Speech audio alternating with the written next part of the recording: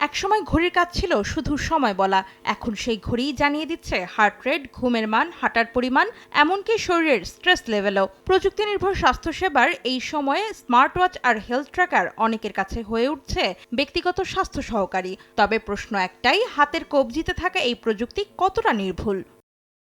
Fitness সচেতনতা, ব্যস্ত জীবন আর স্বাস্থ্য নিয়ে বাড়তি উদ্বেগ, সব মিলিয়ে বাড়ছে ওয়্যারেবল ডিভাইসের ব্যবহার। তরুণদের পাশাপাশি বয়স্করাও এখন দৈনন্দিন স্বাস্থ্য পর্যবেক্ষণে নির্ভর করছেন স্মার্ট ওয়াচের ওপর। কেউ দেখছেন ঘুম, কেউ হার্টবিট, আবার কেউ শরীরের অক্সিজেন লেভেল। বেশিরভাগ স্মার্ট ওয়াচ কাজ করে অপটিক্যাল সেন্সর প্রযুক্তিতে। ত্বকের নিচে রক্ত চলাচলের পরিবর্তন বিশ্লেষণ করে হার্ট রেট বা কিছু শারীরিক তথ্য বের করে আনে এই সেন্সর।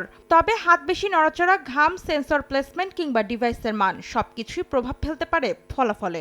আজই নিন রবি ওয়াইফাই আর কুইজ খেলে প্রতি সপ্তাহে জিতেন টিভি। এই স্মার্ট ওয়াচের যে কার্যপ্রণালী সেটি মূলত ফটোপ্লেথিসমোগ্রাফি যে পিপিজি প্রক্রিয়া সেটাকে অনুসরণ করে এটি কার্যপ্রণালী সম্পাদন করে থাকে। এই ঘড়ির পিছনে একটি সবুজ এলইডি থাকে। এই এলইডিটি 530 ন্যানোমিটারের একটি লাইট জেনারেট করে থাকে, যে লাইটটি আলোর শোষণ এবং প্রতিফলন প্রক্রিয়ার মাধ্যমে তার ডেটাকে তিনি রিড করে থাকে।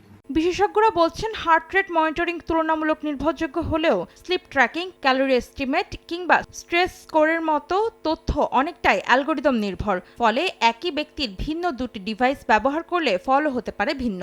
এটা ডেটা যদি কোনো অবস্থাতে কম বেশি হয়ে থাকে, সেই ডেটা দিয়ে উদ্বিগ্ন হওয়ার কোনো কারণ নেই। সেটি অবশ্যই চিকিৎসকের সাথে পরামর্শ করে সেই ডেটার উপরে ভিত্তি করে প্যানিকড না হয়ে চিকিৎসকের পরামর্শ নিয়ে সেখানে সমাধান নিতে হবে আমাদেরকে। এখন কিছু ডিভাইস ব্লাড প্রেশার কিংবা ব্লাড গ্লুকোজ মনিটরিং এর দাবি করলেও চিকিৎসকরা বলছেন এসব তথ্যকে ক্লিনিক্যাল মেজারমেন্টের বিকল্প ভাবার সুযোগ নেই, কারণ ভুল তথ্য কখনো কখনো অযথা আতঙ্ক তৈরি করতে পারে, আবার প্রয়োজনীয় চিকিৎসাও দেরি করাতে পারে। বিশেষজ্ঞদের মতে ওয়্যারেবল টেকনোলজির সবচেয়ে বড় শক্তি হলো আর্লি ওয়ার্নিং। দীর্ঘ সময় ট্রেন্ড বুঝতে সাহায্য করে এই ডিভাইসগুলো। হঠাৎ পরিবর্তন ধরতে পারে, লাইফস্টাইল পরিবর্তনে উৎসাহ দিতে পারে। তবে ডায়াগনোসিস বা চিকিৎসার সিদ্ধান্ত নেওয়ার দায়িত্ব এখনও চিকিৎসকদের। প্রযুক্তি স্বাস্থ্যসেবাকে নিয়ে যাচ্ছে আরও ব্যক্তিকেন্দ্রিক আর হাতের নাগালে, কিন্তু স্মার্ট ওয়াচের পর্দায় দেখা প্রতিটি সংখ্যা যে শরীরের চূড়ান্ত সত্য তা নয়। তাই বিশেষজ্ঞদের পরামর্শ, প্রযুক্তিকে ব্যবহার করুন সহকারী হিসেবে, বিকল্প চিকিৎসক হিসেবে নয়। অন্তরা সেন, সময় সংবাদ।